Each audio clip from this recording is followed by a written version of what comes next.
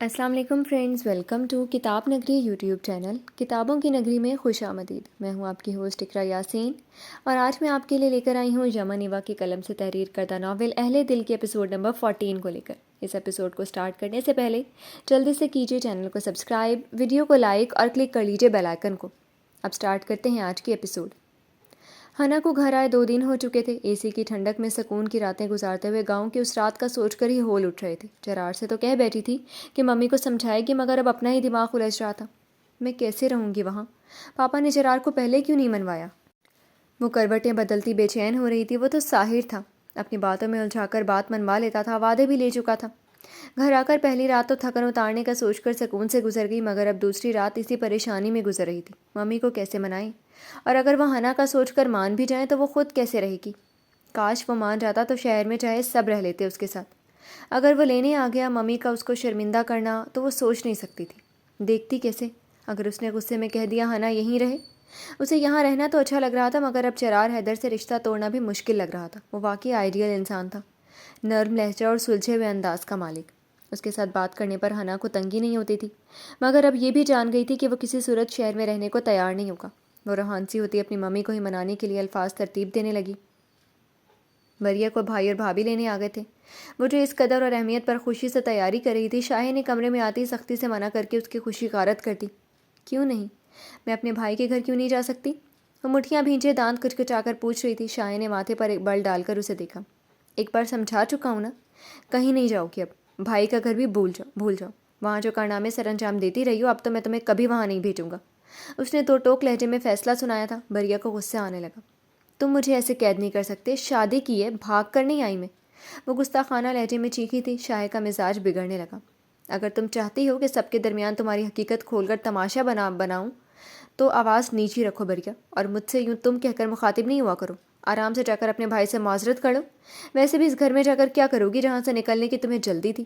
وہ ضبط کر رہا تھا، مگر بریا کا لہجہ اسے مجبور کرتا تھا کہ 2 کھینچ کر لگائی۔ اتنی منموہنی سی صورت تھی، لیکن زبان تلخی اور بدتمیزی سے بھری ہوئی۔ خاموش رہتی تھی تو دیکھ کر ہی سکون ملتا تھا، مگر بولتی تھی تو رہا سہا سکون بھی غارت کر دیتی تھی۔ ہاں جلدی تھی، کیونکہ مجھے اس عذاب سے چھٹکارا چاہیے تھا۔ مجھے کیا پتا تھا میں فرح بھابھی جیسے انسان سے ہی رشتہ جوڑ رہی ہوں۔ میں تمہاری عزت تب کروں گی جب تم مجھ سے نرم لہجے میں بات کرو گی۔ اب میں اپنے بھائی کے گھر ضرور جاؤں گی۔ وہ برابر جواب دیتی الماری سے سوٹ نکالنے لگی۔ وہ غصے سے اس کا ضدی انداز دیکھ رہا تھا۔ تو ٹھیک ہے، تمہارے بھائی سے ہی جا کر بات کر لیتا ہوں۔ اس کی بات پر بریا کے ہاتھ رکے۔ ابھی وہ روک بھی نہیں پائی کہ ندیم اور فرح وہیں کمرے کی طرف آ گئے تھے۔ بریا کی سانس حلق میں پھنس گئی۔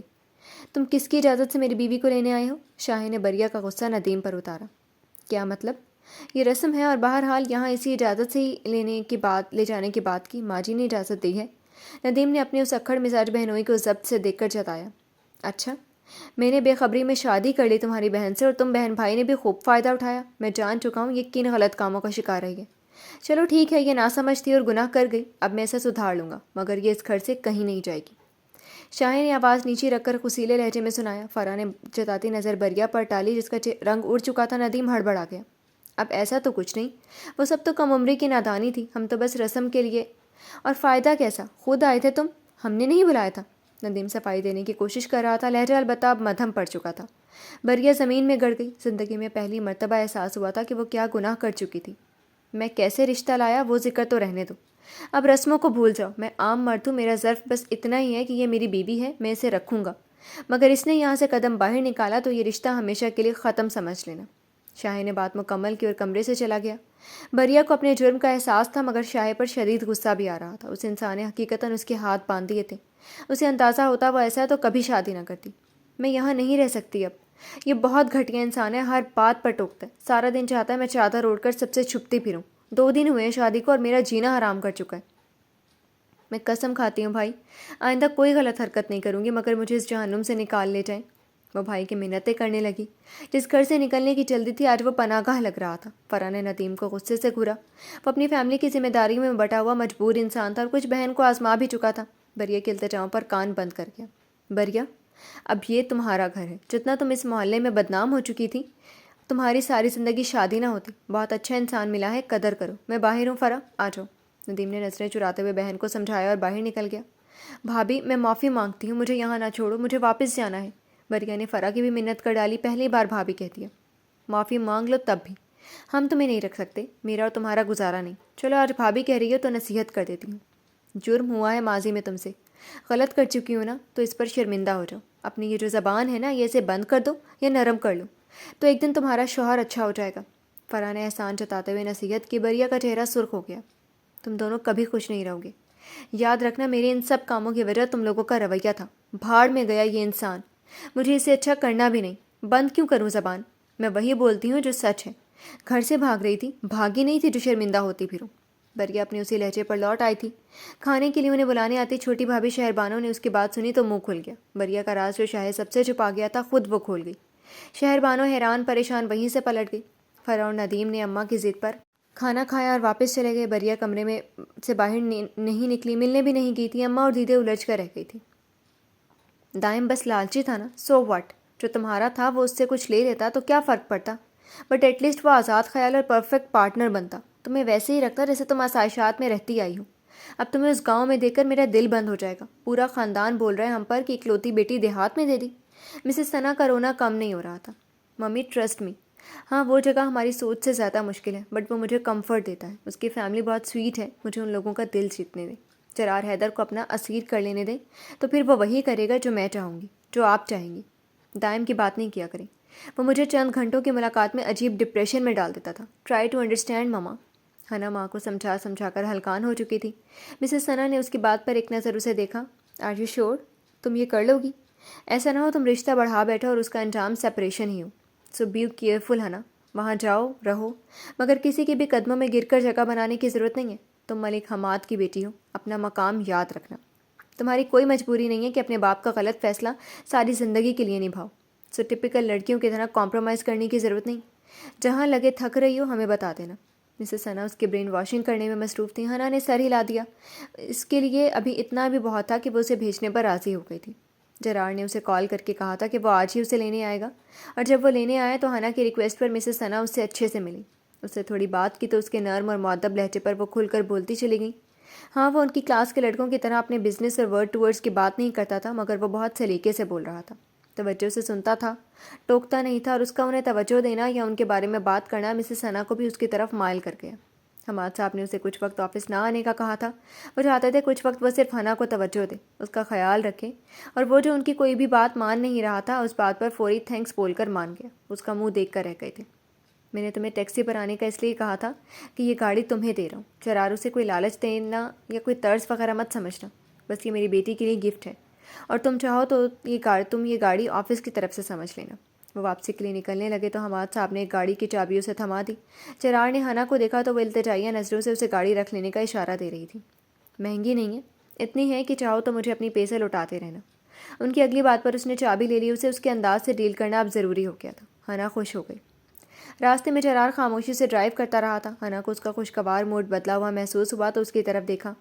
گاڑی دینا برا لگا آپ کو؟ ہنا کے سوال پر وہ چونک کر سیدھا ہوا اور نفی میں سر ہلایا۔ نہیں، سوچ رہا ہوں تمہاری فیملی میری سوچ سے زیادہ چالاک ہے۔ میں اب تمہارے فادر کا نیکسٹ اسٹیپ جانتا ہوں۔ وہ میری سیلری بڑھائیں گے اور پھر ایکسٹرا اماؤنٹ وہ گاڑی کے پیسوں کے طور پر رکھ کر مجھے خوش کرنے کی کوشش کریں گے۔ سیریسلی مجھے پاگل بنا رہے ہیں وہ؟ جرار کے ہنس کر بولنے پر ہنا نے منہ بنا کر رخ پھیر لیا۔ وہ شرارت سے اسے دیکھنے لگا۔ تمہیں جیپ میں بیٹھنا برا لگتا ہے؟ جرار نے کچھ توقف کے بعد سوال کیا۔ وہ اسے دیکھنے لگی، ماتھے پر بل نمودار ہوئے۔ آپ کو گاڑی میں بیٹھنا برا لگتا ہے؟ وہ خفگی سے سوال کر رہی تھی، ماتھے پر بل تھی۔ ہاں میرا تو دم گھٹتا ہے۔ وہ بات بنا گیا، لبوں کے کناروں پر شرارتی مسکراہٹ مچل رہی تھی۔ مجھے جیپ میں چکر آتے ہیں۔ وہ بھی جھوٹ بول گئی۔ جرار بے ساختہ کہکہا لگا کر ہنسا۔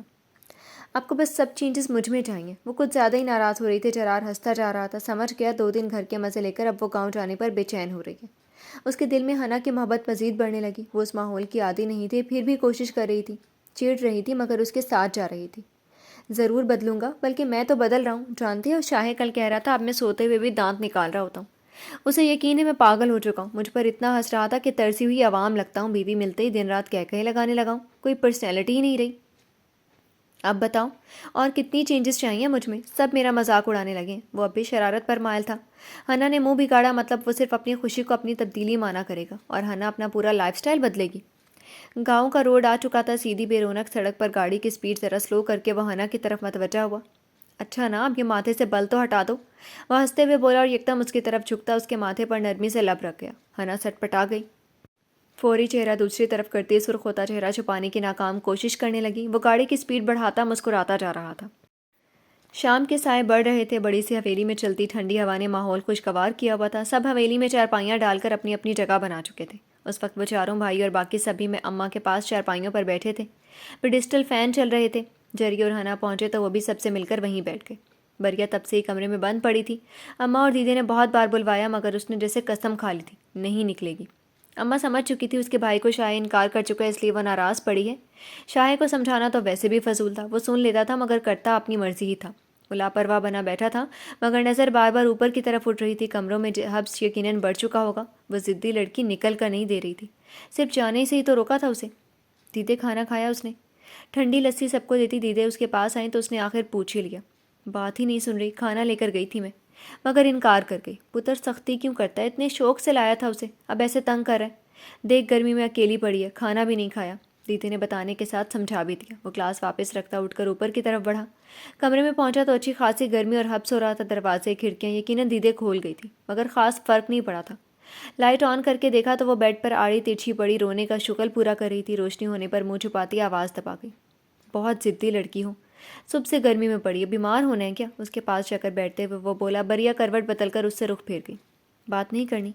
مجھ سے ناراضگی ہے تو مت بولو، مگر کھانا کیوں نہیں کھایا؟ وہ اس کی پشت دیکھتا بول رہا تھا۔ وہ بغیر بولے سے سکتی پڑی رہی۔ شاہ نے گہرا سانس بھرا، وہ سوچ بھی نہیں سکتا تھا اتنی ضدی ہوگی وہ۔ جس گھر سے نکلنے کی جلدی تھی اس گھر جانے سے روکنے پر وہ صبح سے پورے گھر سے ناراض ہو کر اکیلی پڑی تھی۔ کھانا بھی صبح سے ایک نوالا تک نہیں لیا تھا۔ بریا اٹھ کر فریش ہو جاؤ، طبیعت خراب ہو جائے گی، کب سے گرمی میں پڑی ہو۔ زبردستی پکڑ کر اسے سیدھا کرتے ہوئے بولا۔ اس کی حالت دیکھی تو مزید پریشان ہو گیا۔ پسینے اور آنسوؤں سے بھیگا سرخ چہرہ سرخ ہو رہا تھا، بال بھی گیلے ہو کر گردن سے چپکے ہوئے تھے اور چہرہ چھپانے کی کوشش کر رہی تھی۔ تمہیں کیا میں گرمی میں رہوں یا بھوکی رہوں؟ ویسے بھی بھاگنے والی لڑکی کو مر جانا چاہیے، تمہاری عزت بھی بچ جائے گی، میرا بھائی بھی خوش ہو جائے گا۔ اس کا ہاتھ چھٹک کر وہ غصے سے بولی۔ اس کے آنے کے بعد سے وہ رونا بند کر چکی تھی۔ شاہ نے اس بار اس کا غصہ خاموشی سے برداشت کیا۔ اسے بازو سے پکڑ کر اسے کھینچتے ہوئے زبردستی اٹھایا۔ وہ بازو چھڑواتی غصہ کر رہی تھی۔ شاہ نے اسے سینے سے لگا لیا۔ پاگلوں والی باتیں کیوں کرتی ہو؟ تمہارا بھائی جب چاہے آ سکتا ہے۔ اس گھر میں تمہاری کتنی قدر تھی تمہیں بھی پتہ ہے، کیوں اس جگہ بار بار جا کر عزت گھٹانا چاہتی ہو؟ نرمی سے سمجھاتے ہوئے اس کے نم ہو چکے بالوں کو سمیٹ کر گردن سے ہٹانے لگا۔ اس کے سینے سے لگنے پر وہ خاموشی سے سسکاریاں بھر رہی تھی۔ شاید اس کی زندگی میں ایسا پہلی بار ہوا تھا کہ اس کے رونے پر کسی نے سینے سے لگایا تھا۔ وہ چہرہ اس کے سینے میں چھپائے اپنا رونا کنٹرول کر رہی تھی۔ دیکھو اتنی گرم ہو رہی ہو، باہر چل کر بیٹھو، پتہ چلے وہاں کتنا سکون ہے۔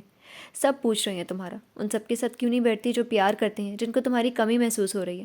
اماں نے کھانا کھانے کے دوران ہر نوالے پر تمہارا پوچھا۔ اس کے بالوں پر ہاتھ پھیر کر وہ نرمی سے بول رہا تھا۔ غصہ کرنے پر تو مزید غصہ ہی کرتی تھی۔ وہ سمجھ رہا تھا اس کے ساتھ نرمی سے پیش آنا ہے۔ اس کی جو حالت ہو رہی تھی طبیعت خراب کر لیتی مگر اسے پرواہ نہ ہوتی۔ ڈریس چینج کرو، کوئی ہلکا سا ڈریس پہن لو، بلکہ اٹھو شاور لے کر فریش ہو جاؤ، گرمی اتر جائے گی۔ باہر آؤ پھر کھانا کھاتے ہیں، میں نے بھی تھوڑا سا کھایا تھا۔ اسے کندھوں سے تھام کر اپنے سامنے کرتے ہوئے پیار سے کہا، ہاتھوں سے اس کے چہرے کی نمی صاف کرنے لگا۔ وہ خود بھی تھک چکی تھی، مسلسل رونے سے آنکھیں اور چہرہ سوزش کا شکار ہو رہے تھے۔ کس کس پر غصہ اتارتی، اس کا دل سب سے ہی ناراض ہو رہا تھا۔ خاموشی سے اس کے ہاتھ اپنے کندھوں سے ہٹا کر اٹھی اور نرم سوٹ ڈھونڈنے لگی۔ شاہ نیچے اترتا سیدھے کچن میں پہنچا اور کھانا نکال کر گرم کرنے لگا۔ وہ نہا کر نیچے آئی تو اماں اسے اپنے پاس بٹھا کر پیار کرنے لگی۔ کسی نے نہ کوئی سوال کیا نہ کچھ کہا۔ شاہ کھانا لا کر اس کے ساتھ بیٹھ گیا، البتہ دور اپنی جگہ پر بیٹھی شاہ بانو بچوں کو سلاتے ہوئے گہری نظروں سے بریا کو دیکھ رہی تھی۔ اس کی آج جو حقیقت پتہ چلی تھی اس کے بعد شاہ کا یوں خیال رکھنا اسے سمجھ نہیں آ رہا تھا۔ وہ لڑکی اس قدر اور محبت کی حقدار تو بالکل نہیں تھی۔ وہ لڑکی مہرو کی جگہ لینے کے قابل بھی نہیں تھی۔